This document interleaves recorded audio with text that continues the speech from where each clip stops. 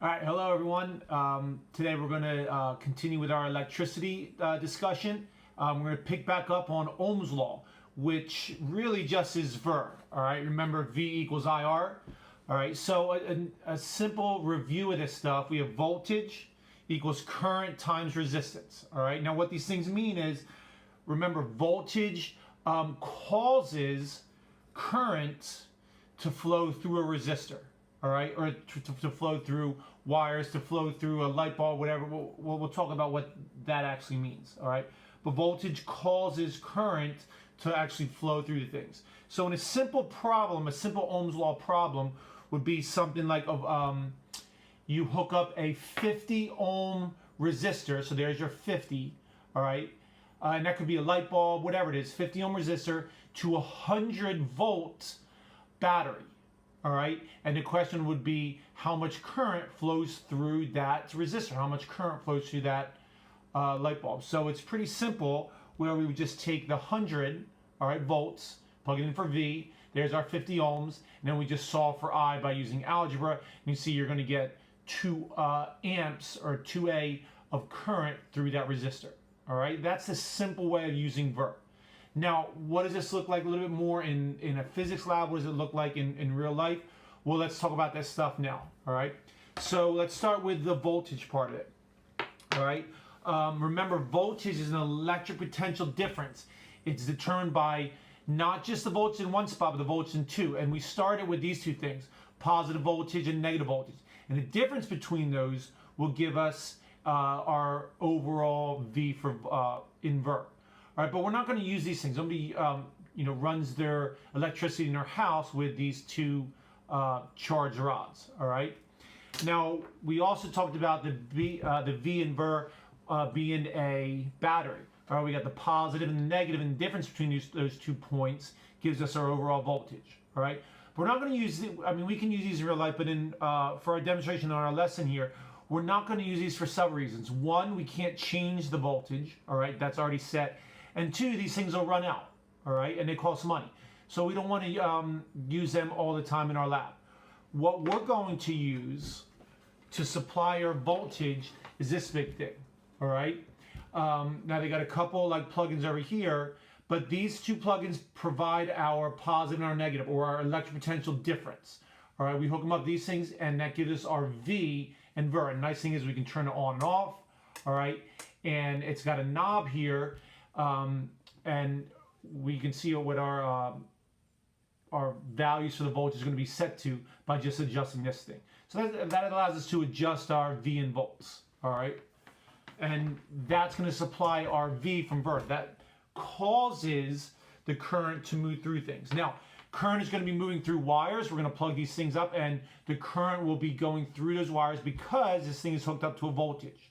All right, now the R. The R in VER, all right? We're going to use actual resistors, all right? These things right here supply our resistance, and it has a particular value, all right? It's pretty boring. Nothing really happens with these things. They just cause the R in VER. How you can think of this in real life, this can represent your light bulbs or anything that you plug into your household circuit, which we're going to do, anything that requires electricity, you can imagine as being represented by these resistors. All right. So again, this causes the V. This supplies our V. All right. In VER, this is our R in VER. All right, and the current moves through wires and moves through this resistor. Now, these wires do have some resistance to them, but we're going to say it's negligible, all right? So we go back to this thing here real quick. We could say, for this example here, this big old box, all right, we could set to 100 volts. And if this thing had a resistance of 50, then we would get 2 amps of current moving through this and the wire, all right? Now let's actually build a circuit and see how we can start working with these things. Okay, so before we start building and working with circuits, regardless of whether they're building them in real life or working them on paper, we have to understand a couple symbols and instructions or slash blueprints for building these things. All right. So what we have here is a diagram of a circuit. All right. There's a couple things in here that now they're in symbol form. All right. This one here, all right, represents our voltage box. All right. In other words, you can almost think of it as this is the V inverter. It gets a little bit more complicated, but that's all right. We'll deal with that. All right.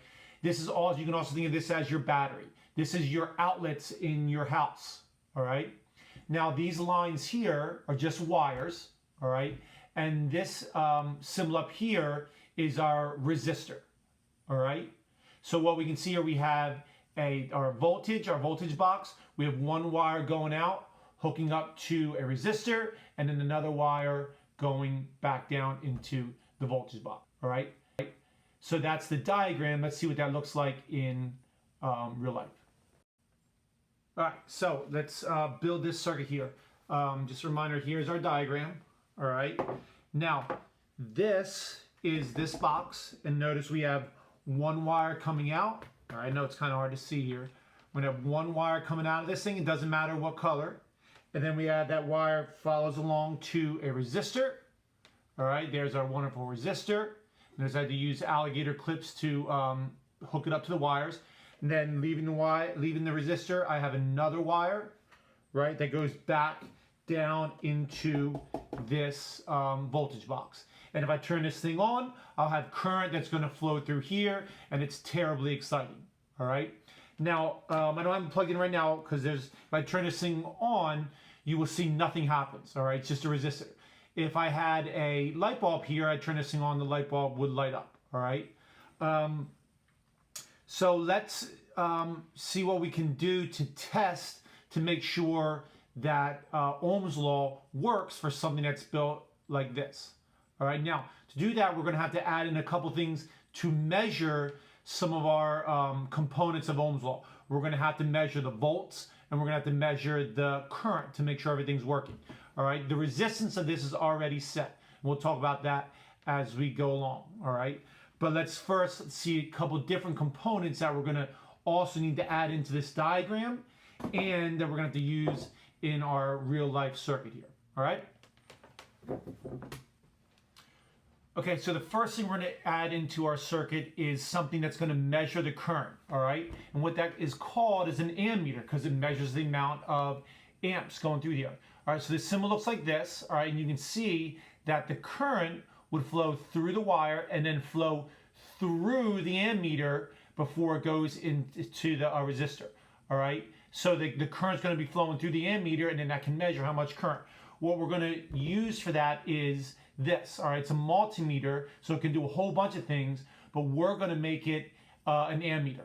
All right, so an ammeter measures the amps, so it measures the current. It tells us how much I there is in Ver. All right, now our other thing we're going to use is a voltmeter. All right, and a voltmeter obviously measures the volts between any 2 points. Remember, the V in Ver is between any 2 points. There's got to be a difference in them. All right. So this point here, this point here and this point here each have different voltages, and the difference between those 2 points is the actual V in Ver. All right. So since we have to measure 2 points, we use another ammeter, but now we're going to make it a voltmeter, and it has 2 wires coming out where there's just probes on the end. All right. So these probes here can touch one point, another point, and the difference in electric potential, all right, is, in other words, the difference in the volts between this one, difference between the volts and this one, is our V in Ver, all right, and that would show up on here.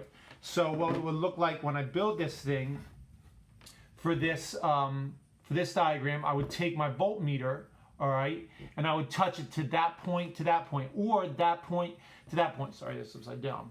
There we go, that's a little better. If I touch it to that point and that point, that'll tell me the voltage of this battery. If I touch it from that point to that point, it'll tell me the voltage at which this particular resistor is hooked up to. Now you can see in this one, this wire is directly related, directly hooked up in this spot. So that spot and that spot are gonna have the same voltage since there's nothing in the way. The ammeter doesn't affect anything, it just measures a current, all right? Now, if I turn this voltmeter on and touch this, if I touch this literally, it's going to say nothing, because this is just a drawing, all right? But we are going to turn these things on and do the actual lab just to make sure all this stuff is working, all right? Okay, so here's our built circuit with an ammeter involved, all right? You can see we have our voltage box here, all right, wire coming out. It's going into the ammeter. It's coming out of the ammeter. You can see it goes under there. It's hooked up to our resistor, all right, and it goes back in here. Now our ammeter says we are getting 0.06 amps through there, all right? And so that's our I in Ver. Now to get the V in Ver, we must use our voltmeter, which is the orange one here, all right? And we have to touch both sides, all right? And when we do that, notice it'll fluctuate a little bit, but we got about 6.25 volts is what we're getting through there, all right? And now we can use those numbers, so 0.06 and 6.25, to figure out the resistance of our resistor. All right, and I'll show you what that looks like in a sec. I know this is kind of hard to see, but I'm just one person trying to get this done, and I don't exactly have a cameraman handy. All right, so here's our amps. Remember, the current's flowing through there.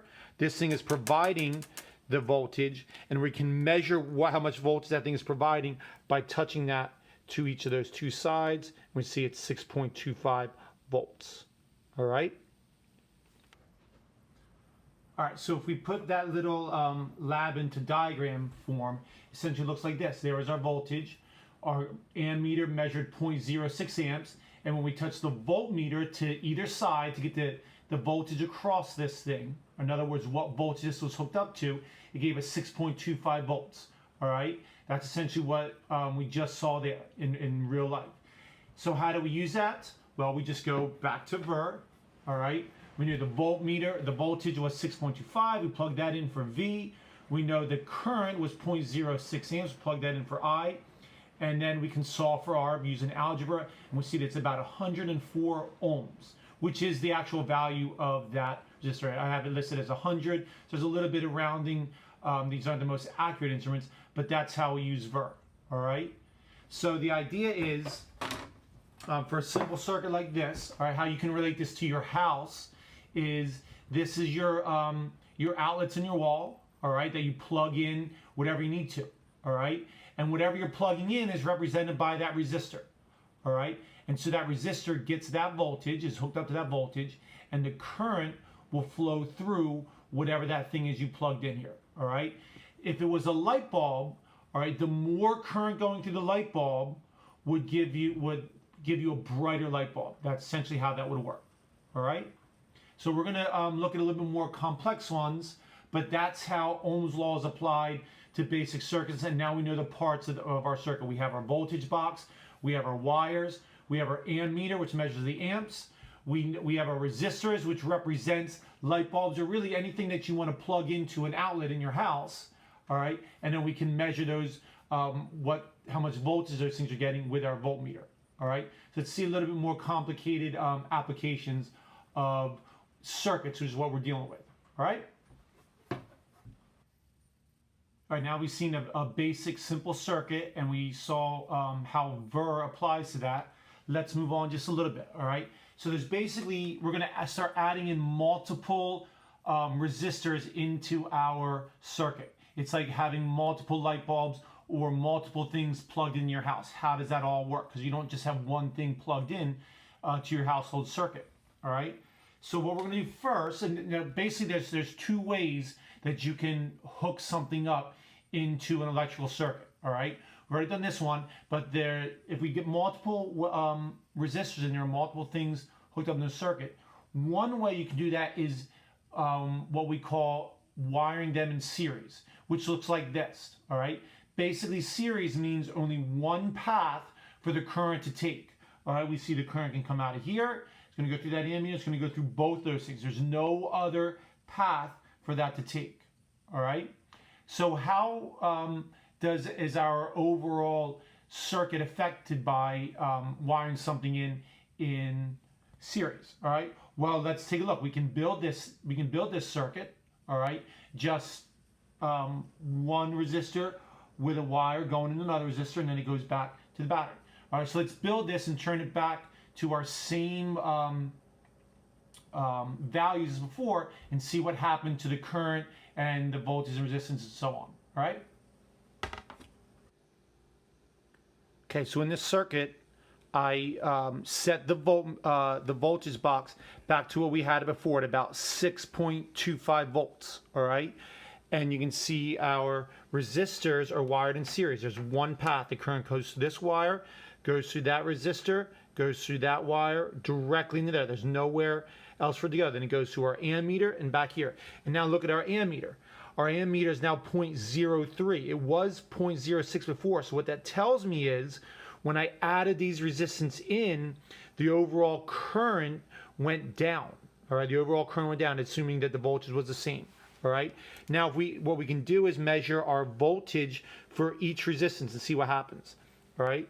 So if we measure just the voltage that this one's hooked up to, all right, it's only 3.18. This one over here, when I touch these there, we get about 3.2. All right. So notice, yeah, these are the same, but there are less than it was originally. Now remember our total voltage, which would be from, and I'll show you what that means in a diagram, but if we touch this one all the way to the beginning of this one, which is kind of hard, let's see if I can do that with one hand, there to there, and notice we get, let's try that again, about 6.4, 6.36, all right? All right, so let's put all those numbers together and on on paper and see what that's kind of telling us. All right, to see that circuit and diagram form, it's essentially this. There was our voltage box. There was our ammeter, which only read 0.03 amps. We measured the voltage for each one. All right, in other words, we touched the prongs to each side of each resistor. And then we also got the total voltage by touching the beginning to the end. All right. Now notice a couple things. All right, with those values, we start applying VER. All right. If we apply VER to each individual resistor, we'll have 3.2 volts for one resistor. And we know the resistance of that one is 100, and so it gave us a current reading of 0.03, which makes sense. So that solves for 0.03, which tells us the current going through that was 0.3 amps, which is exactly what our real life values were. Notice it's one current going through both of those things. All right. So we did VER for the other one, we would get the same thing. It would tell us that there's 0.3 going through there. Now, if we look at their individual voltages, all right, 3.2, 3.2, well, if we add those voltages up for each of them, we get 6.4 volts total, all right? And when we measured that back here, we added this one's voltage up, that one's voltage. In other words, it's a weird idea that they can have different voltages on what they're hooked up to, but that's fine, don't worry about that. But if we, what that essentially does is regulate the amount of voltage going through, regulates the current going through an individual resistor. If we had different values here, we would have different currents. And we're going to see that in a different lesson when we learn how to work on circuits with pencil and paper instead of building it all the time, because that can be kind of annoying, all right? So essentially what we need to summarize for resistors in series, all right? The current through each resistor is the same because there's only one path for it, all right? But the voltage, the individual voltages will have to add up to the total voltage. And maybe the most important thing is that we saw from when we had one resistor to then when we added two resistors. But we add them in series. We had one resistor, we added a resistor in series with that first one. We can see that the more resistance, the more resistors, the less current we have. When we only had one resistor, all right, hooked up to 6.5 volts, all right, in other words, the voltage box was 6.5 volts total, we had 0.06 amps. But when we hooked up two resistors in series to that voltage box, which stayed at 6.5 volts, the current went down. More resistance, less current. More resistance, the lower the current.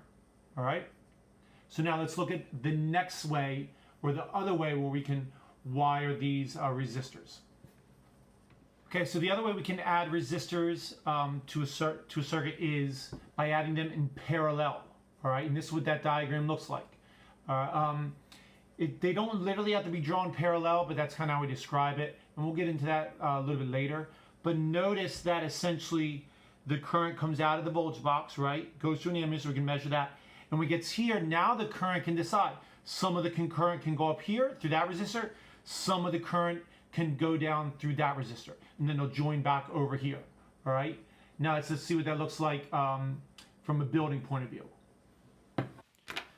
Okay, so here's our parallel circuits. It's very hard to follow, especially just through on camera, but I'll try to walk you through it. I have it turned on, and then we have one wire coming out. And now notice this wire comes down to here, right? And then splits up into two branches. We got the black branch here that goes through a resistor, and then we have the red branch here that goes through a different resistor. And if you follow along, these two branches connect back to each other. All right, connect back to each other, and we have one branch leaving, one wire leaving, goes into our ammeter, and then our ammeter goes into our circuit here. All right. Now notice in this one, our current is 0.1 amps. All right, 0.1 amps. And what we can do is, I could build ammeters through here, but it's a little bit too much. It's hard to get on video, but we can still figure out our voltage that each one of these are getting. All right. So this one we have it hooked up to, let's see if we can get that going. I know it fluctuates, but that's because I'm not holding it too well. About 5 volts. All right. And then this one is hooked up to about 5 volts as well. All right. And notice that this one over here is like, let's change that a little bit. If I increase this back up to our 6 like we're used to. All right. Now notice, let's do these numbers. We have 0.12 amps total, and we're back to our 6 volts, just like we had our other ones. All right. Let's give it a little more if we can. About 6, all right, if I can get them touching the right way. And then this one is at about 6. All right, a little bit low. Maybe we can increase it just a little bit. All right, so we got 6 volts here and about 6 volts there, like before. And we're still at about 0.12 amps. All right, so let's see how that plays out on paper, and we can figure out what's exactly going on here. Okay, so if we start applying VER to the data that we recorded, all right, if we take each individual resistor, we can look at it this way, all right? Notice both resistors had a reading of 6 volts on the voltmeter, all right? So if we use VER for each of those, we can see that each resistor is getting a different current. Now in this circuit, I used 2 different value resistors. One was 100, one was 60. I used. All right, so it makes sense that they had different currents. If you go back and look at the diagram, imagine your current coming through here, right? You get to this spot here. Well, where would you want to go? Would you want to go the path that has high resistance or the path that's less resistance? Well, naturally, you're going to go through here. So most of them are going to want to go through there, but not all of them. Some are still going to go here. It's kind of like going in a line at an amusement park. All right, there's some times where you get to a line as you're going through the line, right, and you have a decision to make whether you want to go left or right. Now we know the final destination is the ride. You're going to get back there, but you can take 2 different paths. All right, one this way, one this way. Well, if you see the one line is moving fast, then everybody's going to go that way. All right, until that one gets overloaded, and then some people are going to go the line that's moving, that has a little bit more resistance, but there's not as many people there, all right? So they're going to take the path of least resistance, but only to a point, all right? So this one, not as much resistance, and more current's going to go through here. This one, more resistance, so not as much current's going to go through. But if they all try to go through this one, that wouldn't make any sense, and then they would get overloaded. So some of them would still have to go through here. All right. So notice when we put those two together, we still get the total current. Now I know here it says 0.15 amps, and we had about 0.12. There's, they're not the best measuring device. They're not the most accurate.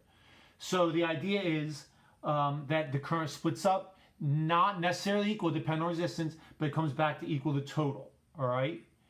Also notice that in this case, and this is maybe the biggest point, is that when we had the resistors in parallel, the total current actually went up. All right, so to summarize, in parallel, when we wired in parallel, the voltage, the voltmeter for each of those things were the same, and it equaled the total voltage. All right, so they both got 6 volts, regardless of what the resistance was. They both got 6 volts, but the current can be different, and the current's going to add it to be the total voltage. And maybe this, and I think this is the most important point of all right? Notice when we added in another resistor to this one, the current went from 0.06 amps, which what it was for one resistor, all the way up to 0.12 amps, all right? And that's kind of weird. We added more resistance, but somehow we got more current out of it. All right, that's a weird idea, but that's maybe the most important thing to take away from this is when you add resistors in parallel, you actually get more current, all right, more current. So how does that make sense? How can you add more resistance, but yet current can go up? All right, well, it's a pretty simple analogy, all right? Let's imagine you're driving on the highway and you have to hit the tolls, all right? Well, if you have one toll booth, you got this, all right? So now our toll booths represent our resistors. So if we want to add in more toll booths, if we add them in series this way, well, what's going to happen to the overall traffic? The traffic is going to be worse. It's going to be slower traffic. In other words, a lower current. All right. So once we get to this one here, this car would have to wait for the next one, and the overall traffic would be worse. All right. That's in series. All right. Instead of building our toll booths and, in other words, wiring our resistors like that, what if we do it this way? What if we have them, if we want to add a resistor or a toll booth, we can give another path. Well, what if we do that, what's going to happen to the overall traffic? Well, this car can go here. Instead of that second car waiting for this one, he can go here and just go through there. And by the time that third car comes up here, maybe it's gone, and that's going to increase the traffic flow. So now we're adding more booths, but we're getting better, faster traffic. In other words, a higher current.